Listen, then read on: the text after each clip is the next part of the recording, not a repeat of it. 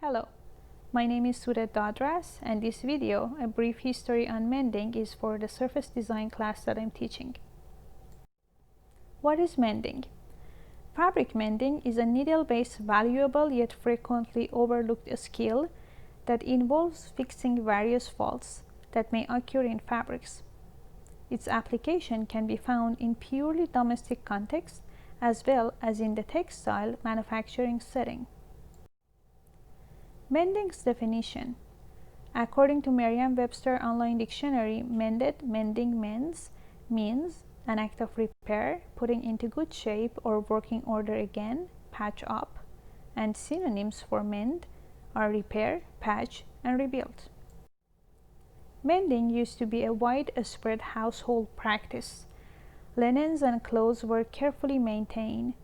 The main motivation was economic. It was much cheaper to repair fabrics and garments than to purchase new items. Textile history is filled with compelling examples of repairs. In the 18th century, Great Britain and Holland youngers learned how to mend on darning samplers.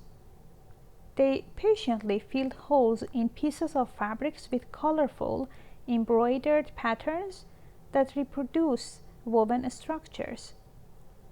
Until the late 19th century, Japanese common people perfected their repair techniques with a beautiful boro patchwork garments stitched in sashiko technique. Sashiko means running stitch. Make, do, and mend movement flourished in France, the United Kingdom, and the United States in 1940s. Materials rationing imposed during World War II highly impacted the apparel industry. Buying new was limited by coupons, which encouraged people, and women especially, to take good care of their personal belongings and find creative ways to make their own clothes. The make, do, and mend message was advertised by governmental campaigns as a patriotic duty. It was promoted through numerous booklets, posters, and magazines that shared tips and techniques to remain stylish, repair materials, and make old new again. Now I'm going to share with you some mendings in different cultures. Boro Boro. A traditional patchwork style boro grew up of necessity as opposed to aesthetics. Meaning ragged, the boro style was favored by 19th and early 20th century rural Japanese. Cotton was not common in Japan until the middle of the 20th century. So, when a kimono or a sleeping futon cover started to run thin in a certain area, the family's woman patched it with small pieces of scrap fabric using sashiko stitches. Over generations of families, these textiles would occur more and more patches, almost to the point of the common observer being unable to recognize where the original fabric began. Covered in indigo scraps, what is beautiful to us was at the one time shameful to these Japanese. As they recovered after the end of the World War II, to some, the boro textile reminded the Japanese of their impoverished rural past. Mola. Mola, which originally means bird plumage, is a Kuna Indian word for clothing, specifically blues, and the word mola has come to mean the elaborate embroidered panels that make up the front and back of a Kuna woman's traditional blouse. Old generation molas were made in reverse applique technique and consist of patterned cotton pieces of clothing. The quality of a mola is determined on the number of the layers of cotton that is used and the fitness of the stitching. Kanta. Kanta means patched cloth and refers to both the tradition of producing these unique quilted blankets. making something useful and beautiful out of discarded fabrics with a straight running stitch. Kanta is a form of embroidery on layers of discarded fabric, often practiced by rural women in India and Bengali. The traditional from the Kanta embroidery was done with soft dhuris and saris with a simple running stitch along the edges. Jogakpo. Jogakpo is a style of patchwork traditionally used to create domestic wrapping clothes from scraps of leftover fabrics.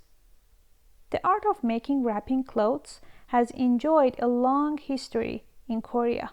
A jogakpo consists of scraps of one type of fabric, such as cotton, silk, or remain, a plant fiber native to southern or eastern Asia, hemp, or even paper.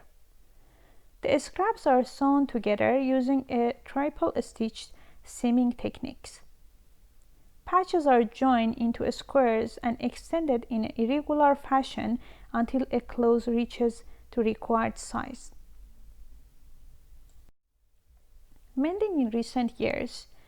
The speed of life in the 21st century can be overwhelming, but by adopting a less is more mindset, valuing quality or quantity, and bringing a meaningful and thoughtful approach to textile practice can help us to find new joy and appreciate the materials we have and paying attention to the history of the material. Take inspiration from textile tradition as an cross-cultural activity in a mark-making process such as American quilting and patchwork, kanta techniques, mending and darning, and Japanese boro by working with what you already have, reproducing old textiles, repiecing fabrics, and building up textures with a stitch. In this photo, you can see Ibrahim Muhammad standing in front of his pieces.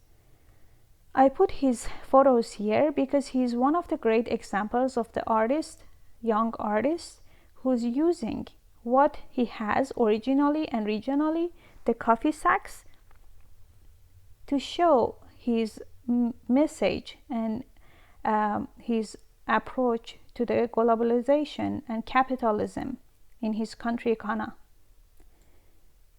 He's using these coffee sacks to cover large monuments and buildings. And in some pieces that he's making to sell, they are 2D pieces with smaller sizes and lots of details, as you can see. In the recent years, there are many artists using the mending techniques from all around the world to create beautiful artistic pieces. Material making is very important in the studio practice that we are going to see in the demo following this video. I hope you enjoy the mending and create your own mark on the pieces of fabrics that they already have their own history. Thank you for watching the video. Bye for now.